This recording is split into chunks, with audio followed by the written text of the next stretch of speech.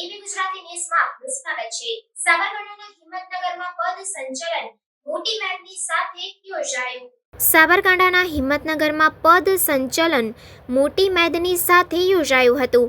સંઘ સંચાલક ડોક્ટર હેડ ગોવરજીના જન્મદિન નિમિત્તે પદ સંચલન યોજાયું। આ પદ સંચલન હિંમતનગરની અંકિતા ડેરી સામેના મેદાનથી વહેલી સવારે શરૂ કરવામાં આવ્યું હતું, જેમાં 400થી વધારે સ્વયંસેવકો હાજર રહી કાર્યક્રમને વેગ આપ્યો હતો।